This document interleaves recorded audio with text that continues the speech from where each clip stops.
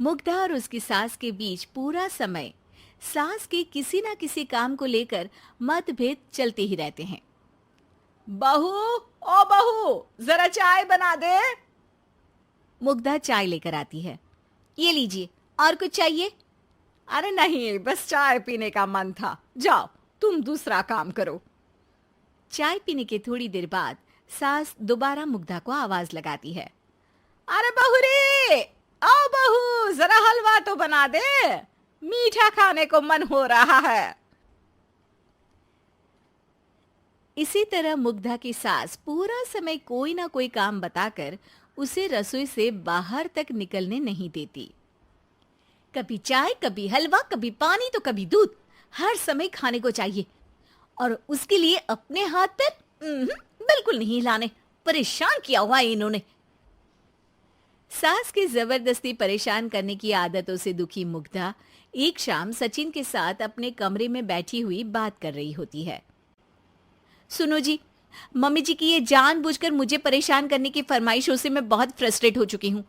पूरे दिन में एक सेकंड का आराम नहीं मिलता। रसोई से बाहर कदम रखती नहीं कि बहू ये बना दे, बहुरी वो बना दे। अरे इनकी फरमाइशें चलती ही रहती है।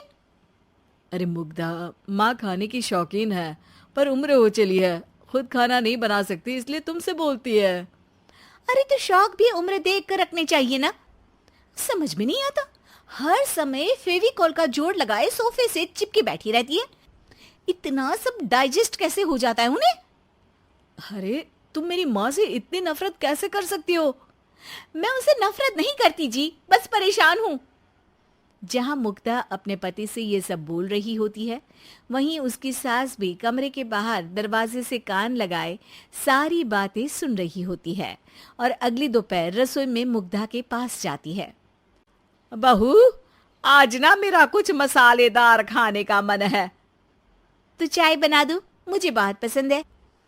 अरे ना, ऐसा कर लिट्टी चोखा बना ले। और हाँ, जितना मसाला बातों में मिलाकर पति को सुनाती हो ना, सब्जी में भी वैसे ही डाला करो, खाना स्वादिष्ट बनेगा। सास की बात सुनकर मुग्धा हैरान रह जाती है।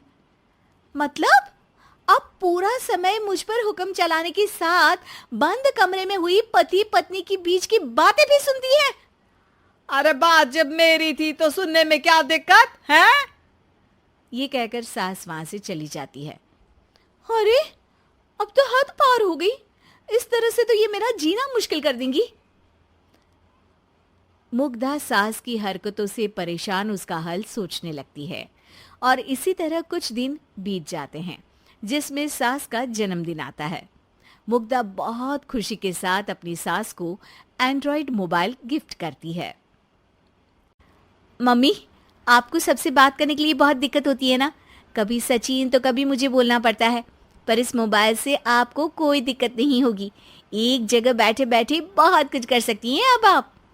मोबाइल देख सासू माँ खुश हो जाती है, पर उसे इस्तेमाल करना तो आता नहीं, इसलिए साइड में रख देती है। जिसे देख मुग्धा घर का सारा काम छोड़ मोबाइल सेट कर सास को इस्तेमाल करना सिखाने लगती है, जिसके बाद अब सास पूरा समय मोबाइल में ही लगी रहती है। हाय, जब से मम्मी को मोबाइल मिला है मेरी लाइफ में कितनी शांति आई है। अच्छा है, इसी तरह बिजी रहे तो मैं भी सुकून की जिंदगी जी पाऊंगी।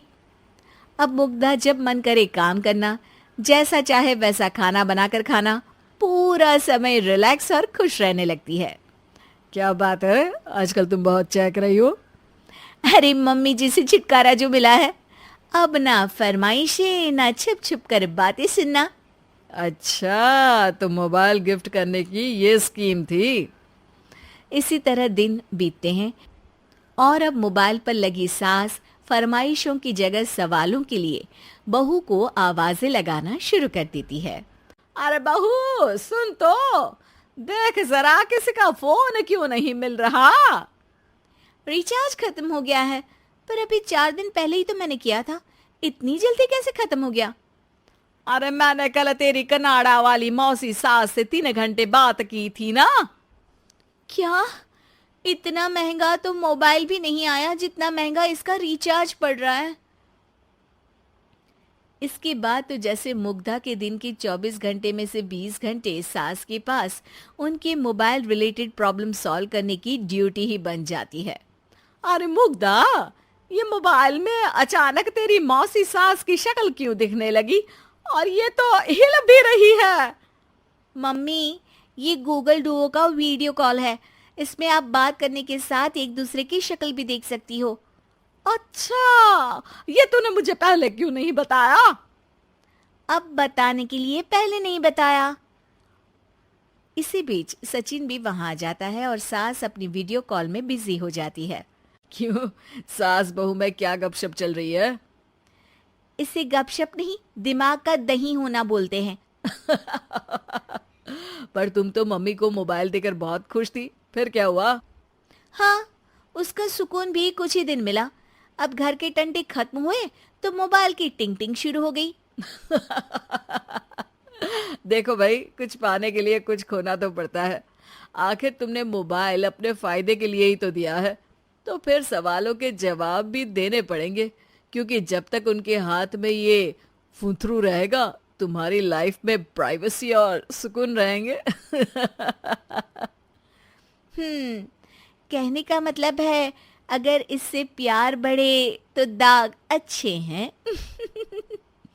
अरे मुझे पहले दिन से ही पता है मोबाइल किस मकसद से दिया गया है। भूलो मत, इससे पहले मैं बातें ही सुनती थी। सास की ये बात सुनकर मुग्धा शॉक में और सचिन हंसता रह जाता है।